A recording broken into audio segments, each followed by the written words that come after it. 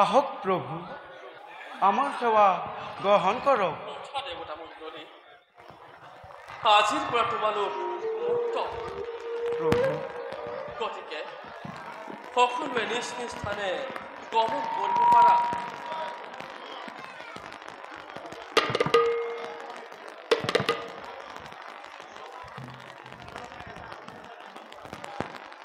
বিশ্বকৰ্মা তুমি মোৰ কাৰণে এটা অট্টালিকাৰ নিৰ্মাণ কৰাকৈ তাত 16টা কোঠালি ৰাখিবা আৰু সেই কোঠালিত 1600 গৰাকী গোপী থাকিব লাগিব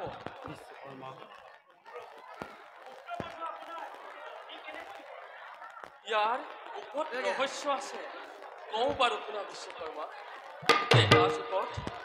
তেটা যুগত ৰাম অৱতাৰত যেতিয়া মেঘনাথে মোৰ সাক্ষাৎত মায়া সীতা বধ কৰিছিল আৰু মই অবিশ্বাস কৰাত বেবীখনে মায়া বুলি কয় আৰু মোৰ বিশ্বাসৰ কাৰণে অগ্নি দেৱতাই 1600 কন্যা নিৰ্মাণ কৰিছিল আৰু এতিয়া বৰ্তমান হিমাদ্ৰী পৰিষদ জন্মগ্ৰহণ কৰিছে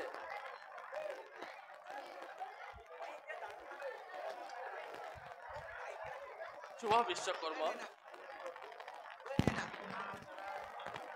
শুনা দাদা আৰু দেৱতা মণ্ডলী এতিয়া এই কামৰূপৰ ৰাজ সিংহাসন নৰকাসুৰৰ পুত্ৰ ভগদত্তক চমজাই দি আমিও নিজ স্থানে গমন কৰোঁ গতিকে সাত্যকী তুমি যোৱা নৰকাসুৰৰ পুত্ৰ আৰু মায়াদেৱীক মাতি আনা আমাৰ সমীপে ভাল আজ্ঞা প্ৰভু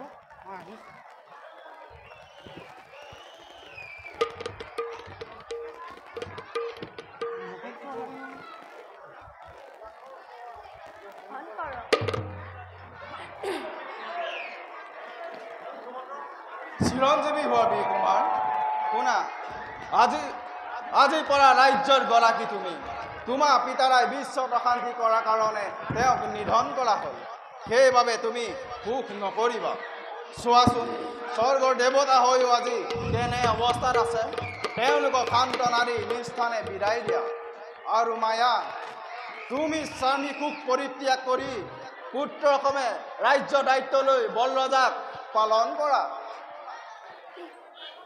প্ৰভু ৰাজ্যৰ কাৰণে কোনো হাবিয়াস নাই আজি কত জন্ম পুণ্যৰ ফলত শ্ৰীহৰি ৰামকৃষ্ণক দৰ্শন পাই আমাৰ জীৱন কৃতাৰ্থ হ'ল আৰু দেৱতাসকল আপোনালোকক পিতাই অজানিতে বহু কষ্ট দিলে তাৰ বাবে পিতাক ক্ষমা কৰে যেন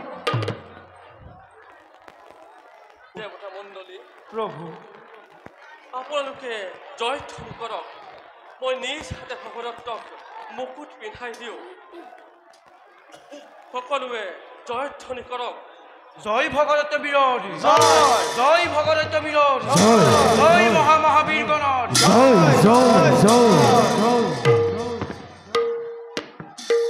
লোৱা ভগদত্ত আজিৰ পৰা এই ৰাজ্যৰ গৰাকী তুমি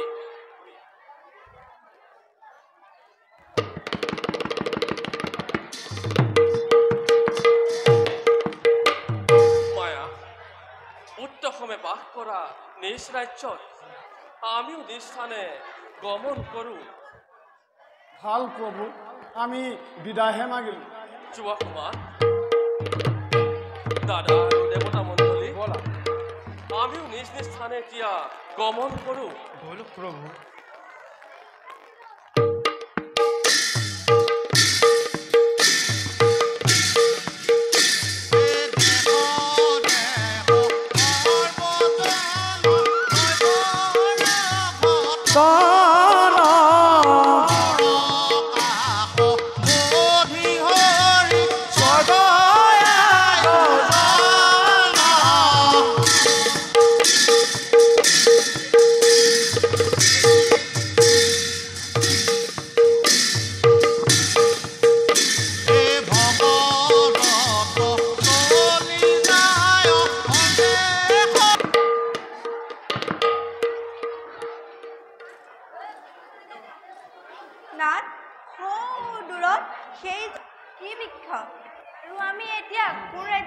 পাইছোহি।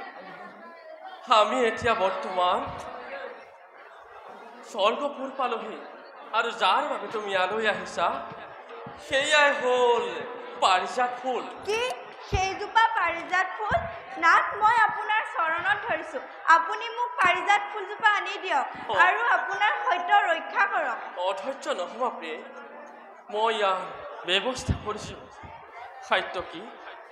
ভাল প্ৰভু। যোৱা তুমি দেৱৰাজক ক'বাগৈ যে স্বৰ্গৰ পাৰিজাত ফুলজোপা নিবৰ বাবে সত্যভামাসহ কৃষ্ণ আহিছে স্বৰ্গপুৰীলৈ। ভাল আজ্ঞা প্ৰভু। যোৱা খাদ্য কি? আহা প্ৰিয়ে, আমি সেই স্থানতে আশ্ৰয় লওঁ।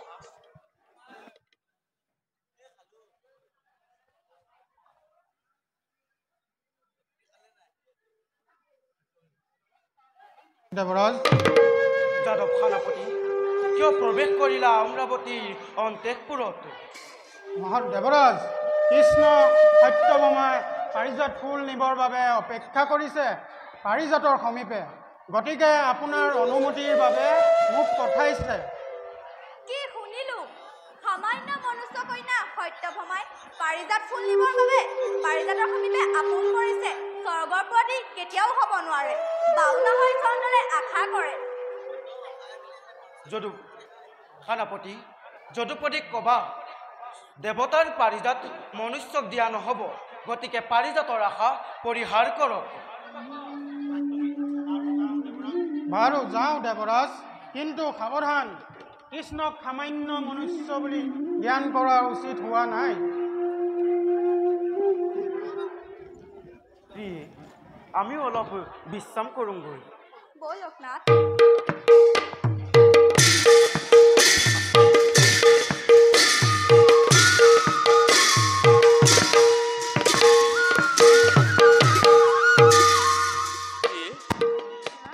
খাদ্য কি ইমান পৰে আহি নেপালেহি?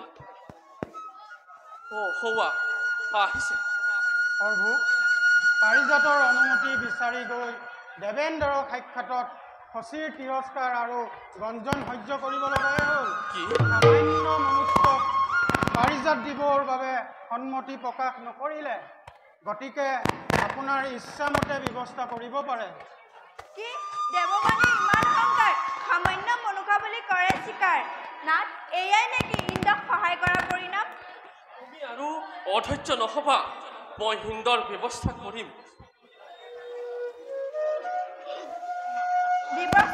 ব্যৱস্থা আৰু নালাগে প্ৰভু, মই নিজেই ব্যৱস্থা ল'ম। সেনাপতি, উভাৰি অনা পাৰিজাত বৃক্ষক। ভাল আজ্ঞা মাতৃ। যোৱা সেনাপতি, উভাৰি অনা এই পাৰিজাত ফুল।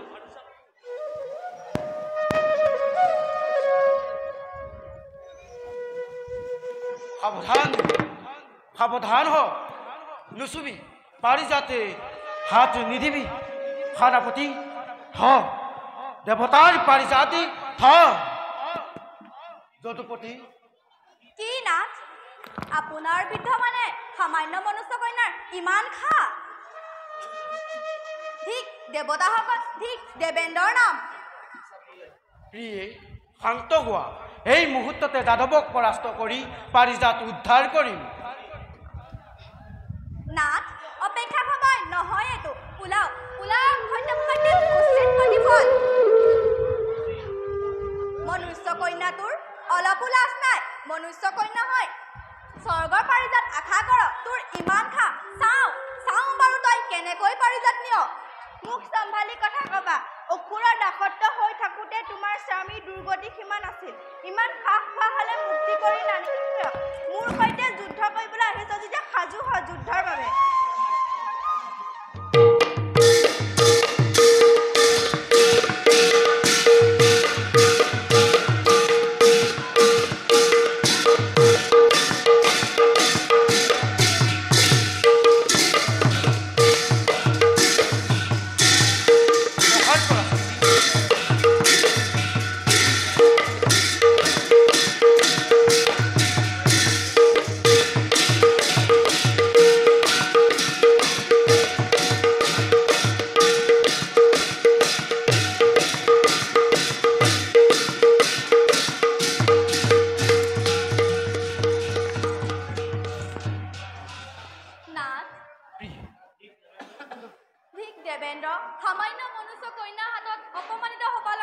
দেবেন্দ্ৰৰ পত্নী। প্ৰিয়ে শান্ত হোৱা, যাওঁ মই যদুপতিকে পৰাস্ত কৰিম এইবাৰ। যদুপতি, এয়াই নেকি তোমাৰ পৰিচয়? বিশ্বৰ গৰাকী হৈ স্বৰ্গত পাৰিজাত হৰণ কৰা। উন্মত নহবা দেবেন্দ্ৰ, সেই বৃক্ষ পাৰিজাত দ্বাৰকাত নাই বাবে নিবলৈ আহিছোঁ। মোক আৰু উপহাস নকৰিব দেবেন্দ্ৰ। সাৱধান দ্বাৰকাপতি, বিনা যুদ্ধে পাৰিজাত এৰি নিদিওঁ। যদি প্ৰাণলৈ মমতা আছে পাৰিজাত ঘূৰাই দে। বেছ তেন্তে দেখা যাওক কাৰ জয় আৰু কাৰ পৰাজয়। প্ৰিয়ে, তোমাৰ অস্ত্ৰ মোক দিয়া। ও লাগিল অসমৰ দেখা অতি ভয়ংকৰ, এ যুদ্ধ ভৰে বসুমতী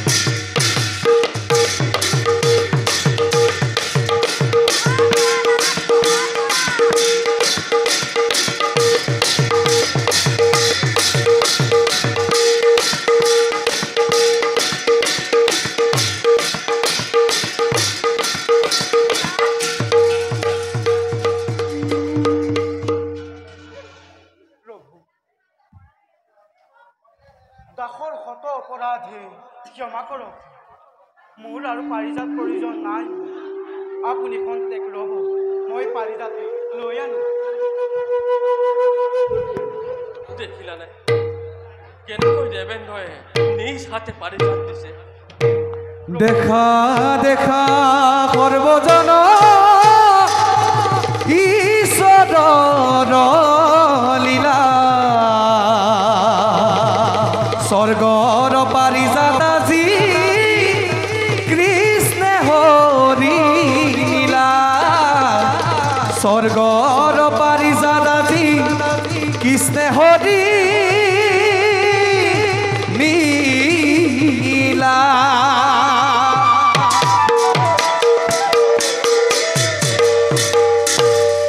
প্ৰভু, দাসৰ শত কোটি অপৰাধে মাৰ্জনা কৰিব। দেবেন্দ্ৰ, আমিও যাওঁ দ্বাৰকা নগৰে। উঠা দেবেন্দ্ৰ।